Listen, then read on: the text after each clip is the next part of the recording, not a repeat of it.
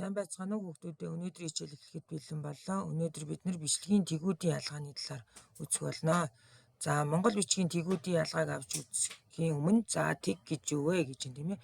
Тэг гэдэг нь үсгийн тогтсон зурлах хэв маяг гэсэн утгатай үг байдаг. Монголчууд бол монголчуудын бичих соёлын төвөнд чухал байр суурь эзэлсээр ирсэн.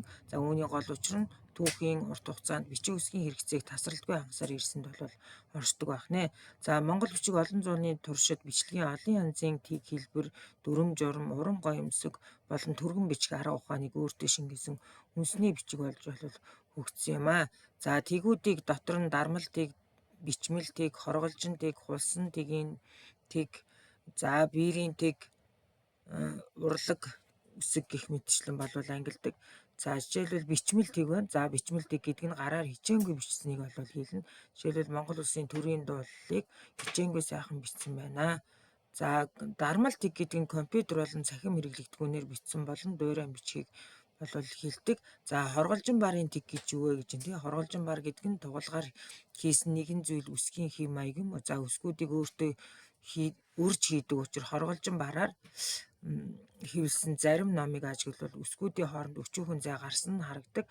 Хорголжин барын өөр нэг онцлог нь дармал бичгийн хэвийг дуурайж бичсэн учраас уншихад бол хүндрэл багтаа байдаг байх нэ. Хулсан үзгийн тэг гэж байна тийм ээ. Монголчууд түүхэндээ модон үзэг, хулсан үзэг, биер, төмөр үзэг зэрэг олон янзын бичгийн хэрэгсэл бол ашиглаж хэлдэг. Хулсан үзэг гэж бол хулсны төрлийн модоор хийсэн үзгийг хэлдэг. Хулсыг нэг талыг нь хавтгай, нөгөө талыг нь харандааны үзүүр шиг үзүүрлэн бичдэг. Энэ нь Монгол үсгийн зарим зурлаг махуудыг тодорхой уур маягаар гарган бичгэд төхөмтэй байдаг. Жишээ олгож багш нь хулсан үзгээр бичсэн бичвэрийг та бүхэндээ харуулж байна. Биерийн тэг гэж юм дээ. Сүүлийн үед биерийн тэгээр бичсэн бичвэрүүд зохилох байр суурийг эзэлж байна. Үсгийн мах бод, эс ширхэг бүрийг хичээнгүй сайхан уран яруу тансаг гаргаж бичихийн тулд мах бод тус бүр зохих зарчмыг байрамталдаг.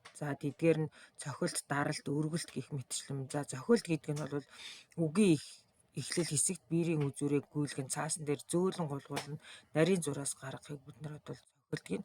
Даралт гэдэг нь биерийн үзүүрээ арай чанга гаргаж бүдүүн, тод, зарим зурм гаргах даралт гэнэ. Даралт нь биерийн бичлэгийн гол элемент байдаг.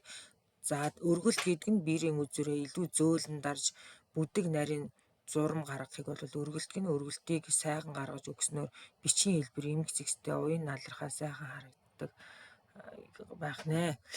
Биерийн бичвэр дээр багш нь энэ амар мэнд байна уу гэдэг үгийг цохилт нь хааны, даралт нь айлын, өргөлт нь хааны гэх мэтчлэн бас танилцуулах маягаар зураг орууллаа. Биерийн бас бичлэгийн хичээнгүй гэр бичсэн бичвэр байна. Мөн монголчуудын бичиж ирсэн бас нэг үсгийн тэг урлаг тэг байна. Үгийг уран сэтгэмжээр дүрслэн гаргаж, дүрсэн зураглаж, гоёмсог байдалтай болгон бичсэнийг урлаг үсэг гэдэг. Жишээлбэл шувуу эхний үг бол шувуу байна. Наадам гэдэг үг байна. Адуу, эрлэхэг Монголын эрдэнэ. Гэр барилга гэдэг бичсэн байна. Хамгийн сүүлд нь бахины хэлбэртэй гэр бичсэн. Бахи гэдэг үг байна. Гэрийн даалгавар та нар дараах тэгүүдийн зарим онцлог зурлагуудыг гэрийн даалгаварт өглөө. Анхаарал хандуулсан та бүхэндээ